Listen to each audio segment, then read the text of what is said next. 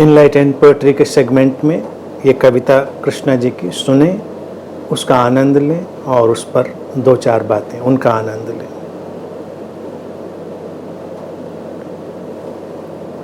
सुमन झरे तो दुख होता है, सुमन झरे तो दुख होता है, स्वप्न मरे तो सब खोता है।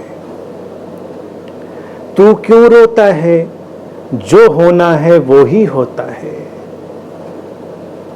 खिलते हैं वो ही फूल यहाँ जिनके, खिलते हैं वो ही फूल यहाँ जिनके बीज तू बोता है। चेतना का बादल बिना भेद के सबको भिगोता है। सबके भीतर एक झरना बहता है और भीतर ही खुद से बड़ा कोई अतिथि रहता है। सबके भीतर एक झरना बहता है और भीतर ही खुद से बड़ा कोई अतिथि रहता है। मन में सुमन खिलाए रखना, नैनों में स्वप्न बचाए रखना। कहीं देर ना हो जाए, तू फिर से ना सो जाए। जैसे भी हो पाए खुद को इस बार जगाए रखना। हो अंधेरा कितना भी गहरा, तुम उम्मीद बनाए रखना। आएगा मेहमान उजाले का, आएगा मेहमान उजाले का, तुम बंधनवार सजाए रखना। सुमन झरे तो दुख होता है, स्वप्न मरे तो सब खोता है। तू क्यों रोता है, जो होना है वो ही होता है।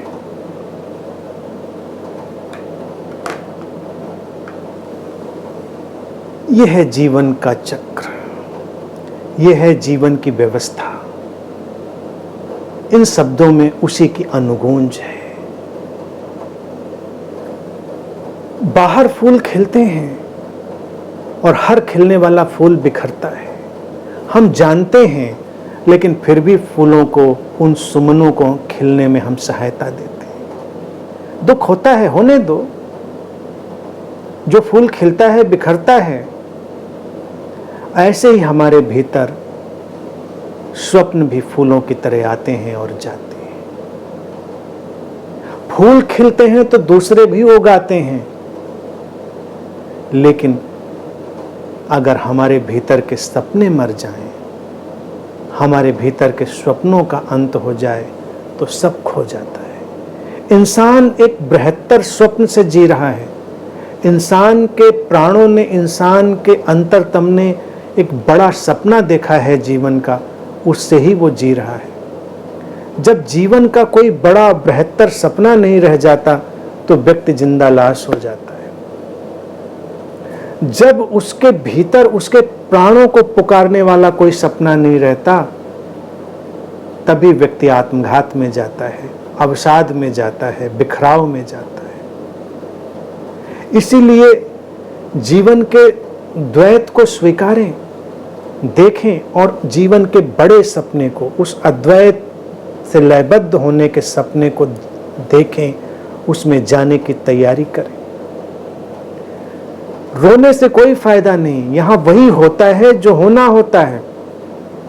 एक फूल खिला है तो तुम अगर रो कि क्यों बिखरा, तो इससे कुछ हासिल नहीं है। खिला है तो बिखरेगा।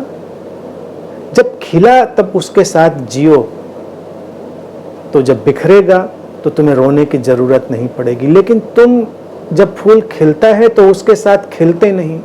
स्वप्न जब उड़ते हैं तुम उनके साथ उड़ते नहीं। स्वप्न जब जलते हैं तो उनके साथ तुम जलते नहीं। इसीलिए रोना पड़ता है। और हमारे भीतर एक झरना है अंतर अमृत का, वो बह रहा है। वो अंतः प्रज्ञा, वो ताओ का निर्झर, वो स्रोत से उठी प्रज्ञा, वो अकारण शांति और प्रेम, वो अकारण प्रसन्नता और संस्वरता, उसका झरना बहता है हमारे भीतर, जो उन द्वैत की चट्टानों के पार से आता है। उसको देखो, जानो, और तब तुम्हें दिखाई देगा कि तुम्हारे भीतर तुमसे बड़ा कोई अतिथि रहता है। तुमने जितना अपने को जाना है वो सीमित है। तुम्हारे भीतर एक असीम अतिथि विद्यमान है। इन सीमाओं में असीम डोलता है, इन सीमाओं में असीम बंधा है, वही बड़ा अतिथि हमारे भीतर रहता है। तो इस बार खूबसूरत शब्द हैं, कोशिश करना, सो मत जाना। बहुत बहुत वक्त हो गया सोए हुए मनुष्यता को, लेकिन अब तुम अपने को जगाए रखना। उम्मीद का कोई दिया अंधेरे में जलाए रखना। कितना भी घना अंधेरा हो, एक दिया तुम जला सकते हो, जलाना। और वो मेहमान उजाले का, वो परम प्रकाश जिसे हम परमात्मा कहते हैं, जिसे हम परम समझ कहते हैं, जिसको हम ताओ कहते हैं, जिसको हम रित कहते हैं, जिसे हम परम प्रज्ञा कहते हैं, वही है मेहमान उजाले का। वो आएगा, वो अपने ढंग से आ रहा है, वो चल चुका है। तुम बंधनवार बस सजाए रखना, तुम उसकी तैयारी करना। क्योंकि कई बार हम तैयारी में नहीं होते, हम मांग तो देते हैं, फिर हम तैयारी में नहीं होते, फिर हम अपने काम में लग जाते हैं। तो वो आता भी है मेहमान उजाले का और वापस लौट जाते हैं, क्योंकि हमने द्वार खुले नहीं रखे, हमने तैयारी नहीं करी, हमने बंधनवार नहीं सजाए, हम उसको स्वीकार करने के लिए तैयार नहीं। सभी को चाहिए वो परम प्रकाश, सभी को चाहिए वो परम प्रज्ञा, सभी को चाहिए सीमा से बाहर झांकता वो असीम, लेकिन उसको स्वीकार करने के लिए कौन तैयार है? हम मांग तो लेते हैं, लेकिन उसको लेने के लिए तैयारी नहीं होती। वो बंधनवार सजाना उसकी तैयारी है, वो दूर नहीं है, वो तुम्हारे भीतर से ही उठेगा। तुम्हारा वो बड़ा अतिथि जो तुम्हारे भीतर विश्राम कर रहा है, और वो उजाले का जो मेहमान है, किसी भी क्षण तुम्हारे द्वार पे दस्तक दे देगा। तुम खुले रहो, जागे रहो, ग्रहणशील रहो। दुखी हो दुखी रहो, सुखी हो सुखी रहो, विचलित हो विचलित रहो, कुंठित हो कुंठित रहो, जो हो जैसे हो वैसे रहो, कोई चिंता की बात नहीं। लेकिन तैयार रहो, बंधनवार सजाओ, ग्रहणशील रहो। और जिस दिन वो दस्तक दे देगा और तुम्हारे भीतर वो तैयारी होगी, तुम देखोगे कि उस रोशनी ने तुम्हें आप्लावित कर दिया है, उस बाढ़ में तुम बह गए हो, सारे तटबंध टूट गए हैं, सारी सीमाएं उसमें समाप्त हो गई हैं, और फिर वो रोशनी का मेहमान ही रह जाता है, वो असीम ही रह जाता है। फिर सीमाएं बस काम चलाऊ रह जाती। आज के लिए इतनी।